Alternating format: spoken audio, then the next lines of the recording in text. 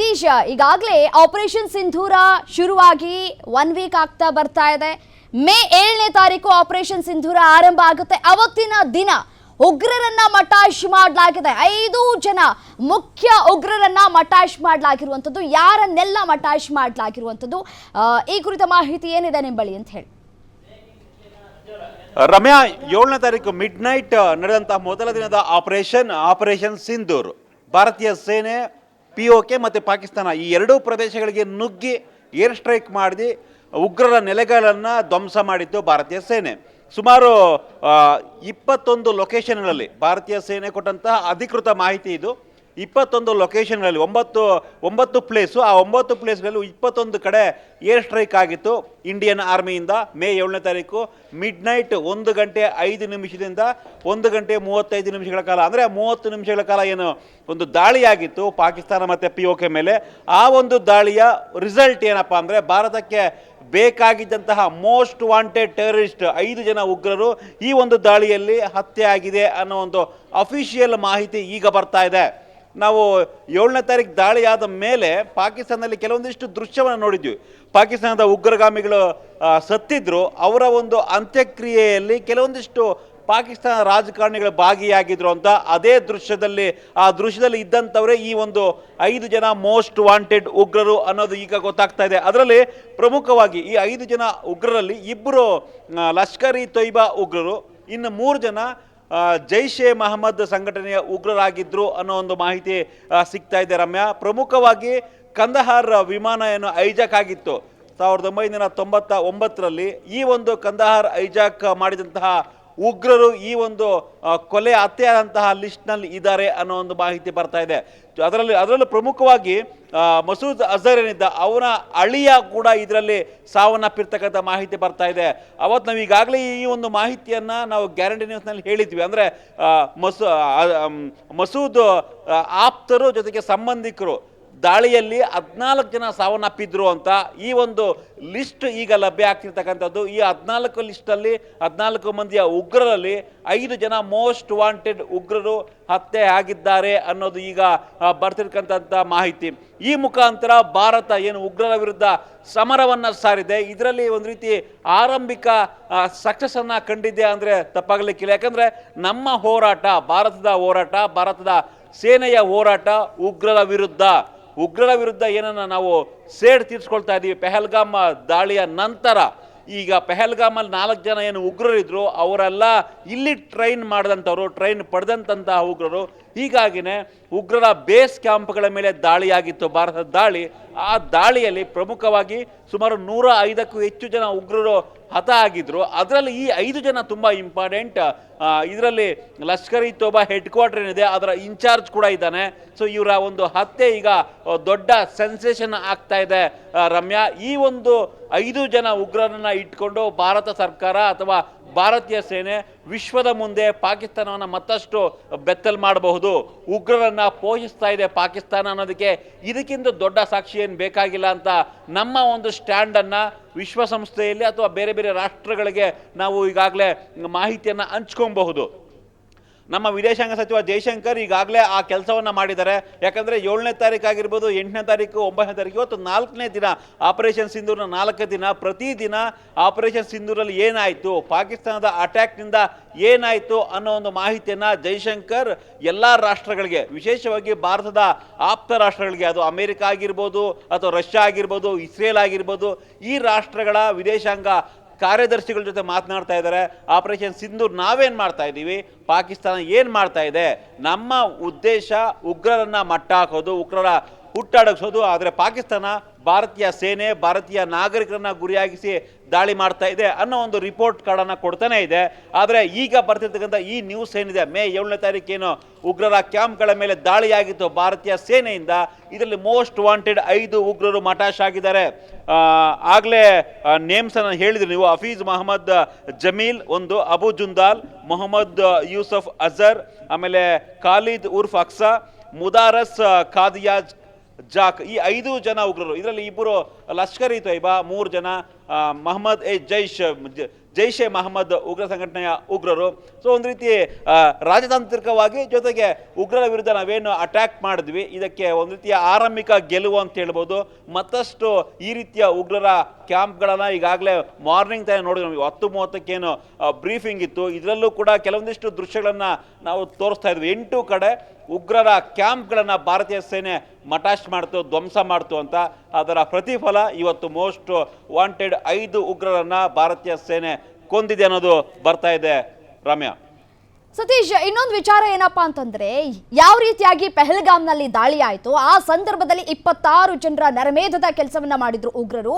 ಇವತ್ತು ಆ ಪ್ರತಿಯೊಬ್ಬರು ಮನೆಯಲ್ಲೂ ಕೂಡ ಖುಷಿ ಪಡುವಂತಹ ವಿಚಾರ. ಯಾಕೆಂತಂದ್ರೆ ಮೇನ್ ಬೇಕಾದಂತಹ 5 ಜನ ಉಗ್ರರ ಕುಟುಂಬಸ್ಥರು ಇಲ್ಲಿ ಸಾವನ್ನಪ್ಪಿರುವಂತಹ ವಿಚಾರ. ಪ್ರತಿಯೊಬ್ಬರು ಕೂಡ ಕೇಳ್ತಾ ಇದ್ರು, ನಮ್ಮ ಗಂಡಂದಿರನ್ನ ಯಾವ ರೀತಿಯಾಗಿ ಕೊಲೆ ಮಾಡಿದ್ರು, ನಿಂಗೆ ಕಲ್ಮಾ ಬರುತ್ತಾ, ಮತ್ತೆ ಪ್ಯಾಂಟ್ ಬೆಚ್ಚಿಸಿ ಅಸಭ್ಯವಾಗಿ ವರ್ತಿಸಿ ಯಾವ ರೀತಿಯಾಗಿ ಕೊಲೆ ಮಾಡಿದ್ರು, ಅದೇ ರೀತಿಯಾಗಿ ಅವರ ಕುಟುಂಬಸ್ಥರನ್ನ ಮುಂದೆ ನಿಲ್ಲಿಸ್ಕೊಂಡು ಕೊಲೆ ಮಾಡಬೇಕು, ಅದೇ ರೀತಿಯಾಗಿ ಸೇಡನ್ನ ತೀರಿಸ್ಕೊಳ್ಬೇಕು ಅನ್ನುವಂತಹ ಮಾತುಗಳನ್ನು ಇಡೀ ಭಾರತೀಯ 140 ಕೋಟಿ ಜನ ಭಾರತೀಯರು ಕೂಡ ಪ್ರಾರ್ಥನೆ ಮಾಡಿದ್ರು. ಮತ್ತೆ ಇದಕ್ಕೆ ಸೇನೆ ಕೂಡ ರೆಡಿಯಾಗಿದೆ ಅನ್ನುವಂತಹ ಸಂದೇಶವನ್ನ ಕೂಡ ರವಾನೆ ಮಾಡಿದ್ರು. ಈಗ ಪ್ರತಿಯೊಬ್ಬರು ಕೂಡ ಖುಷಿ ಪಡುವಂತಹ ವಿಚಾರ ಈ ಒಂದು ಸುದ್ದಿ ಅಲ್ವಾ?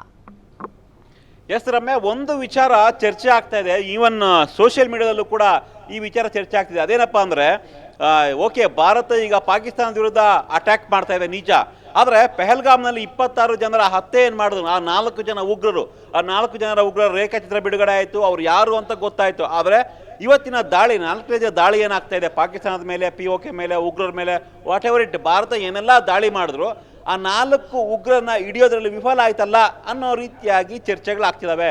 ಕೆಲವೊಂದಿಷ್ಟು ನೆಗೆಟಿವ್, ಅಂದರೆ ಭಾರತ ಸರ್ಕಾರ ಅಥವಾ ಮೋದಿ ಸರ್ಕಾರದ ಈ ನಡೆ ವಿರುದ್ಧ ಕೆಲವೊಂದಿಷ್ಟು ಸೋಷಿಯಲ್ ಮೀಡಿಯಾದಲ್ಲಿ ಚರ್ಚೆ ಆಗ್ತಾ ಇದೆ. ಈ 4 ಜನರನ್ನ ಉಗ್ರರನ್ನ ಹಿಡಿಯೋದು ಬಿಟ್ಟು ಬೇರೆ ಕಡೆ ಡೈವರ್ಟ್ ಮಾಡ್ತಿದ್ದಾರಾ, ಬೇರೆ ಕಡೆ ದಾಳಿ ಯಾಕೆ ಮಾಡಬೇಕಾಗಿತ್ತು, ಎಲ್ಲೋದ್ರು ಈ 4 ಜನ ಉಗ್ರರು, 4 ಜನ ಉಗ್ರರನ್ನ ಟೆರರಿಸ್ಟ್ಗಳನ್ನು ಹಿಡಿಯೋಕ್ಕಾಗಿಲ್ವಾ ಅನ್ನೋ ರೀತಿಯಾಗಿ ಕೆಲವೊಂದಿಷ್ಟು ಕಾಮೆಂಟ್ಸು ಅಥವಾ ಒಂದು ಪ್ರತಿಕ್ರಿಯೆ ಅಥವಾ ಒಂದು ರೀತಿ ಭಾರತೀಯ ಸರ್ಕಾರದ ನಡೆಯನ್ನು ಟೀಕಿಸುವಂತಹ ಕೆಲಸ ಕೆಲವು ಕಡೆ ಆಗ್ತಾನೆ ಇದೆ. ಸೋಷಿಯಲ್ ಮೀಡಿಯಾ ಇರೋದ್ರಿಂದ ಅದನ್ನ ಅಷ್ಟು ಸುಲಭವಾಗಿ ನಾವು ಅದನ್ನ ಕಂಟ್ರೋಲ್ ಮಾಡೋಕ್ಕಾಗಲ್ಲ. ಬಟ್ ಅದೆಲ್ಲದಕ್ಕೂ ಉತ್ತರ, ಈಗ 4 ಜನ ಉಗ್ರರು ಬಂದು ಅಟ್ಯಾಕ್ ಮಾಡಿದ್ರು ಪಹಲ್ಗಾಮಲ್ಲಿ ಅಂದರೆ ಅವ್ರಿಗೆ ತರಬೇತಿ ಕೊಟ್ಟಿದ್ದು ಇದೇ ಉಗ್ರ ಕ್ಯಾಂಪ್ಗಳು.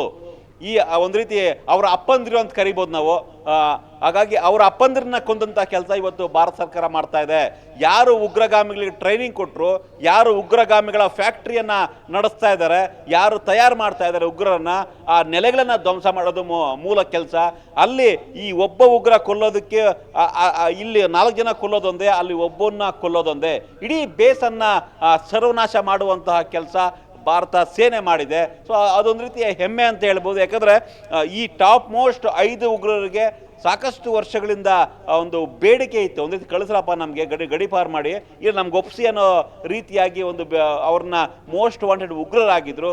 ಇವತ್ತು ದಾಳಿಯಲ್ಲಿ ಮೃತಪಟ್ಟಿದ್ದಾರೆ, ದಾಳಿಯಲ್ಲಿ ಭಾರತೀಯ ಸೇನೆ ಅವರನ್ನು ಕೊಂದಿದೆ, ಹತ್ಯೆ ಮಾಡಿದೆ.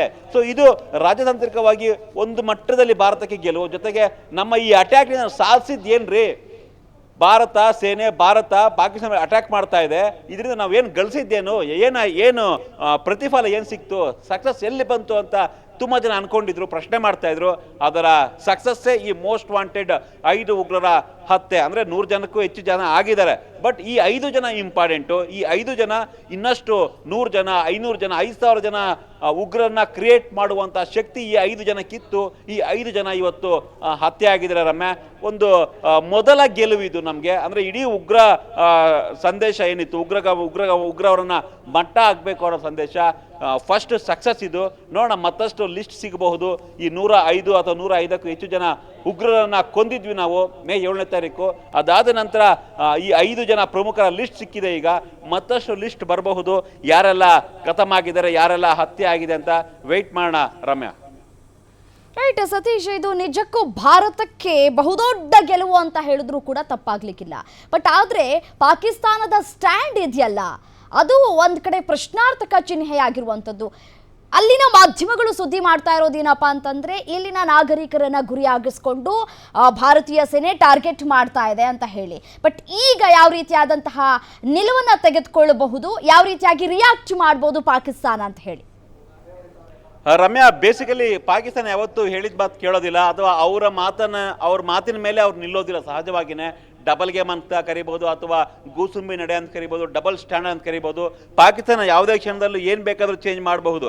ಕಳೆದ 2 ದಿನಗಳಿಂದ ಪಾಕಿಸ್ತಾನದಿಂದ ಒಂದು ಅಫಿಷಿಯಲ್ ಸ್ಟೇಟ್ಮೆಂಟ್ ಬರ್ತಾ ಇತ್ತು. ನಾವೆಲ್ಲರೂ ಕೂಡ ಪಾಕಿಸ್ತಾನ ಸರ್ಕಾರ ಕೊಡ್ತಿರ್ತಕ್ಕಂಥ ಸ್ಟೇಟ್ಮೆಂಟ್ ಅದು ಅಂದ್ಕೊಂಡಿದ್ವಿ. ಬಟ್ ಮಾರ್ನಿಂಗ್ ಗೊತ್ತಾಯಿತು ಅದು ಅಫಿಷಿಯಲ್ ಸ್ಟೇಟ್ಮೆಂಟ್ ಅಲ್ಲ, ಅದು ಪಾಕಿಸ್ತಾನದ ಮಿಲಿಟರಿ ಆಫೀಸರು ಅಥವಾ ಸೇನೆಯ ವ್ಯಕ್ತಿಯನ್ನು ಥರ ಒಂದೇ ವಿಡಿಯೋದಲ್ಲಿ ಆಡಿಯೋ ಮಾತ್ರ ಚೇಂಜ್ ಮಾಡಿದ್ದಾರೆ ಅಂತ. ಅಂದರೆ ಏನು ಬೇಕಾದರೂ ನಡೆಯನ್ನು ಅವರು ಕ್ರಿಯೇಟ್ ಮಾಡಬಹುದು, ನಾವು ಹೇಳೇ ಇಲ್ಲ ಅಂತ ಹೇಳ್ಬೋದು ಹೇಳಿದ್ದನ್ನು.